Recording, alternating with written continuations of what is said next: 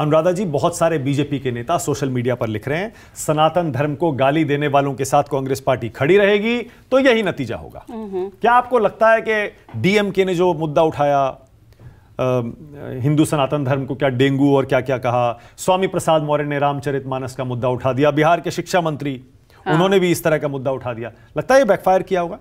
देखिए, ये जितना बैकफायर तो किया है, थोड़ा बहुत किया होगा, शायद 15-20% किया होगा ये मुद्दा भी, क्योंकि अल्टीमेटली वो उस बात को हम नकार नहीं सकते हैं कि हमारे देश में एक वो चीज़ अब घर कर गई है कि हम हिंदू हैं या हम सनातनी हैं, हमारे यहाँ पर इस तरीके की परंपराएं रही हैं और मानते हैं लोग और उसको और मानने लगे हैं, क्योंकि पहले इसके बारे में इतना कभी बोला नहीं जाता था, कहा नहीं जाता था।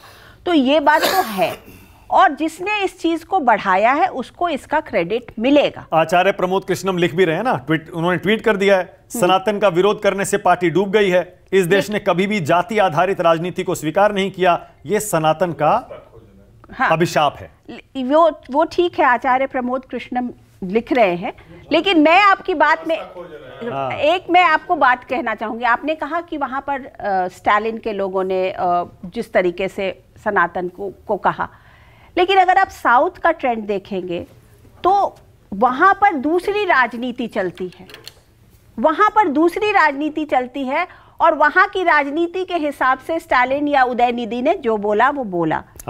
वहां की कांग्रेस को नुकसान हो गया ना, पर उसका नुकसान कांग्रेस को हुआ। खैर, उत्तर भारत में, लेकिन अगर उसी को देखेंगे तो तेलंगाना आप देख लें, तेलंगाना में कांग्रेस तो कहीं पर इतनी खड़ी नहीं दिख रही थी, लेकिन तेलंगाना में ये सनातन धर्म का मुद्दा हिंदी बेल्ट में नॉर्थ इंडिया में चलता है, साउथ इंडिया में नहीं चलता है। मैं इसमें कर्नाटक और तेलंगाना में था, मैं अभी पिछले बुलेटिन में बात कर रहा था, आधे पे कट गई विनोद जी।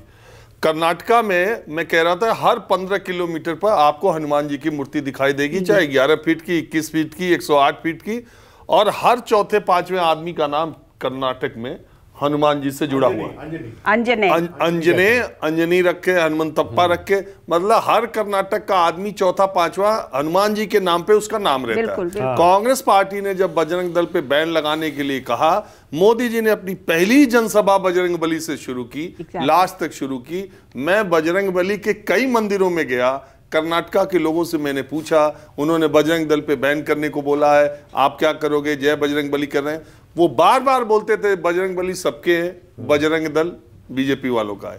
तो उन्होंने क्लियर कट, और उसका असर कर्नाटक के इलेक्शन में नहीं हुआ, उसका असर उत्तर भारत पे हुआ कि देखो बजरंग बली को, बजरंग दल को, बजरंग बैल। ठीक इसी तरह तेलंगाना में अभी जो मुस्लिमों की पार्टी, एक बीजेपी के सुबह सुबह प्रवक्ता बोल के गए कि तेलंगाना कांग्रेस मुस्लिमों की पार्टी है, उसे वहां जीत मिली।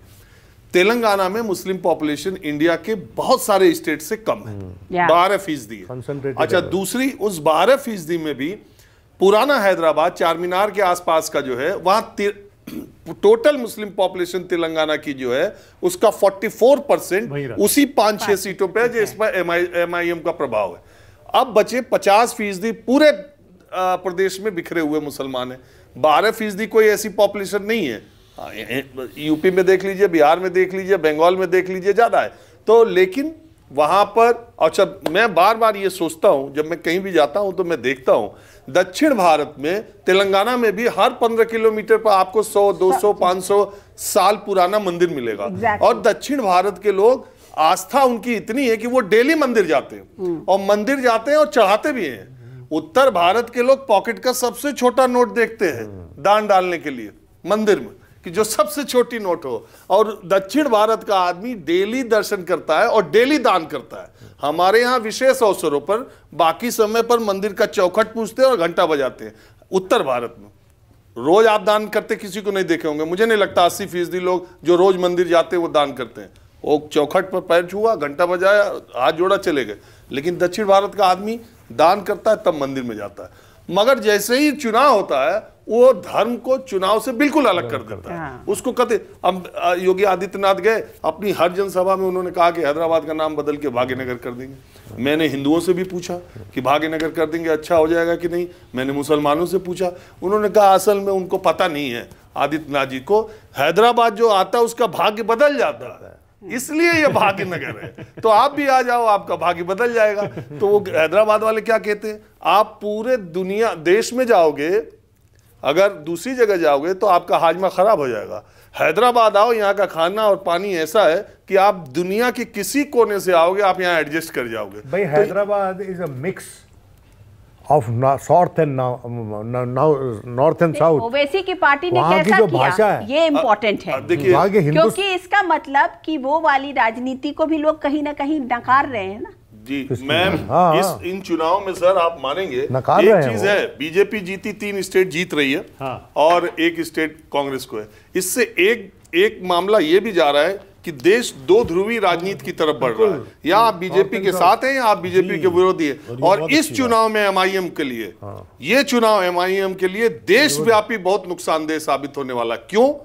क्योंकि पूरे देश में यह चर्चा इस बात की चली कि असदुद्दीन ओवैसी बिहार में 25 सीट लड़ता है, जो उसका गृह प्रदेश है, वहां 9 सीटें लड़ता है। वो उत्तर प्रदेश में आप 60 सीटें लड़ेंगे, महाराष्ट्र में तुम 30 सीटें लड़ोगे, गुजरात में आप 18 सीटें लड़ोगे। और जो आप जहां से 40 साल से आपके सांसद हैं, जहां आपके 5 विधायक हैं, आप 9 सीटों पर लड़ते हैं। दूसरी बात, सबसे बड़ी बात क्या है कि ये तो जितने आकलन है ये अभी से शुरू होकर के 24 यही चलेंगे।